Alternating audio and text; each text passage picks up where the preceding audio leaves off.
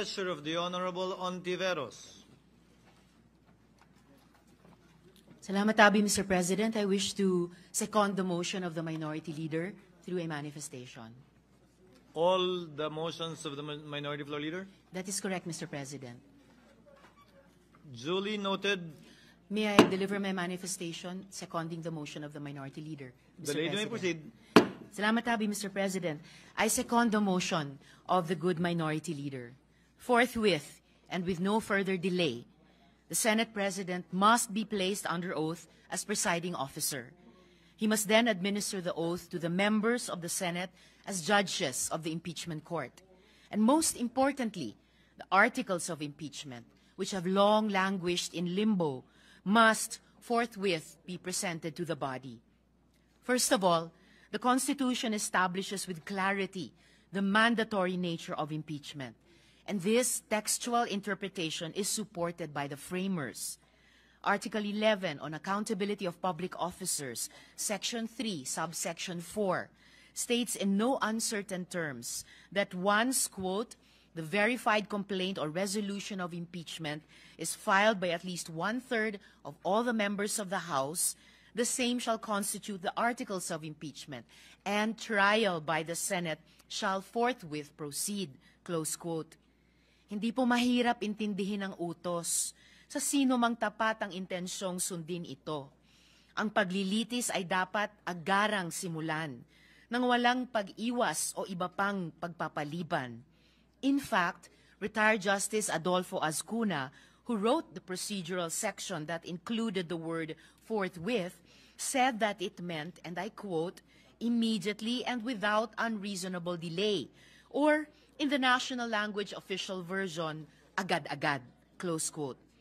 Sa kasong Chavez versus Judicial and Bar Council, GR number 202242, na dinisisyonan noong July 17, 2012, ipinaliwanag ng Korte Suprema na sa pag-interpreta ng saligang batas, dapat gamitin ang karaniwang kahulugan. Quote, it is a well-settled principle of constitutional construction that the language employed in the Constitution must be given their ordinary meaning. Close quote. Simple lang po ang dahilan. Quote, the Constitution is not merely or not primarily a lawyer's document, but essentially that of the people, in whose consciousness it should ever be present as an important condition for the rule of law to prevail.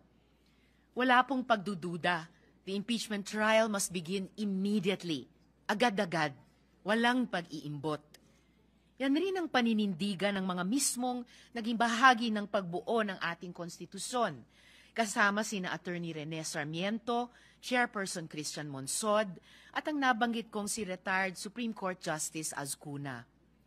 Kahit ang mga propesor at praktikante ng batas sang-ayon na dapat simulan ang paglilitis sa lalong madaling panahon.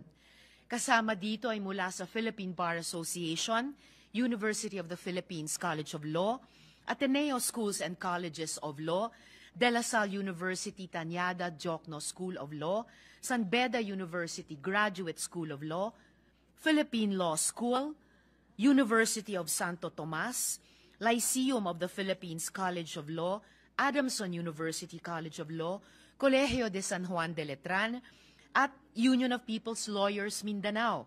I will submit these statements to the Secretariat and ask that they be made part of the official records of the Senate as annexes to this manifestation, seconding the motion of the Minority Leader. Moreover, a textual reading of the provisions on impeachment vis-a-vis the other provisions involving the legislature actually supports the contention that the impeachment proceeding is not bound by the legislative calendar. Ayon sa saligang batas, quote, the Commission on Appointments shall meet only while the Congress is in session at the call of its chairman or a majority of all its members to discharge such powers and functions as are herein conferred upon it, close quote. There is no such qualifier to be found in the provisions on impeachment. Secondly, beyond the textual clarity of the Constitution, the law should be interpreted to give life to its spirit. Ratio legis est anima. I am here before you to also appeal to the deeper purpose of the law. And the spirit of the impeachment power is unmistakable. It is accountability. It is to ensure that no public officer, however powerful, is above the Constitution. Sinasabi nila na ang impeachment ay nasa Article 11 or Accountability of Public Officers portion ng ating saligang batas at hindi nasa Legislative Powers o Article 6 to underscore that impeachment was never meant to be part of the legislative process. Tama po iyon. However, there is a deeper reason to be fleshed out. It is because the power to impeach is, at heart, the power, nay, the duty to hold public officers accountable and to protect democracy from the abuse of power by the highest officials, public officials of our land. This process must not be rendered impotent through procedural subterfuge. Dapat po nating alalahanin na ang salita at diwa ng mga probisyon ng saligang batas ay hindi dinesenyo para lang paglaruan ng mga abogado. Itinakda ang mga ito para bigyang kahulugan at kapangyarihan ang taong bayang Pilipino. Sa pinakaunang probisyon ng Article 11, kung saan matatagpuan ang impeachment, ay nakasaad, quote, "Public office is a public trust. Public officers and employees must at all times be accountable to the people," close quote. Sa Article 1, Section 1 naman, quote, "Sovereignty resides in the people and all government authority emanates from them," close quote. Ang kapangyarihan ng bawat opisyal ng pamahalaan ay hinihiram lang po natin sa taong bayan. At ang kapangyarihang ito ay nakasalalay sa patuloy nilang pagtitiwala at sa patuloy nating pagiging katiwa-tiwala.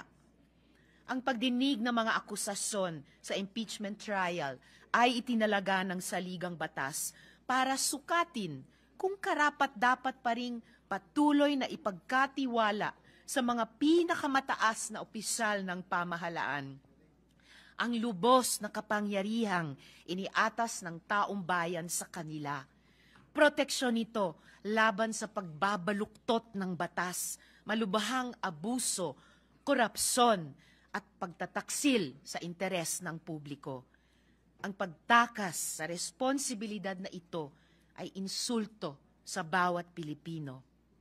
Thirdly, nothing in the Senate Rules of Procedure in impeachment trials provides basis for this inordinate delay. Much has been said about attempts to follow proper procedure, but our own Senate Rules of Procedure on impeachment trials are bereft of any basis to justify the undeniable delay that has defined the Senate's proceedings thus far. Wala pong sinabi sa rules on impeachment na susundin ang legislative calendar, na bawal mag-impeachment trial on legislative recess, o na pag tinransmit sa last day yung articles of impeachment, ay kailangang in limbo ito, nakabitin sa ere. The inaction of our body on the articles of impeachment transmitted by the House of Representatives on February 5, 2025, is not because of anything definitive or inescapable written in the rules. Hindi po tayo inipit ng rules. Hindi po natin pwedeng sabihin na wala tayong choice, that we were straitjacketed by what our rules on procedure provided. We had a choice every step of the way. And our choice has been to delay, to drag our feet, to hide behind what we say are legal ambiguities. Tapos ngayon, if I might add, biglang bibilisan. An impeachment trial of all of 3 days.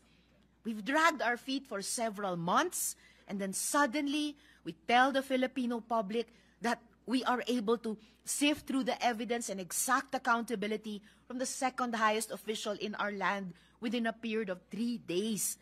What insanity is this? Lastly, I wish to address the point made by the good Senate President, who stated that the Senate cannot be dictated upon and that the Senate plenary is supreme.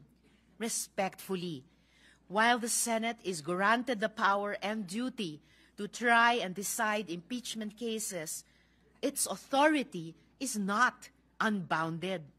If it acts in violation of the Constitution itself, it can and should be corrected. Wala po sa rules na ang pagsisimula ng paglilitis at pag-convene ng impeachment court ay kailangan pang pagbotohan at aprubahan ng mayorya.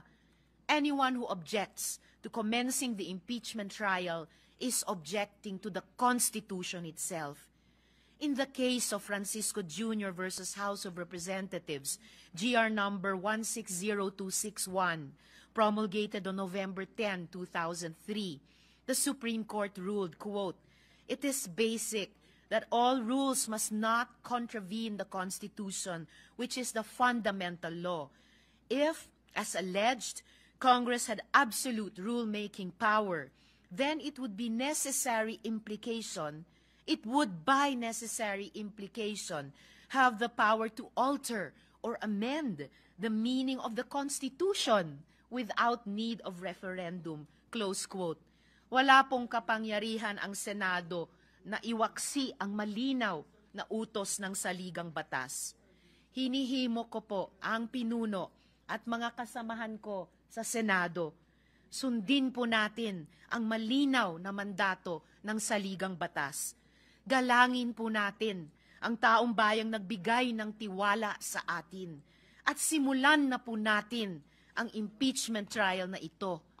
Dapat ay madali ang dinggin ito at ang paglilitis, sinsero at hindi minamadali. Takulang pasasalamat, Mr. President.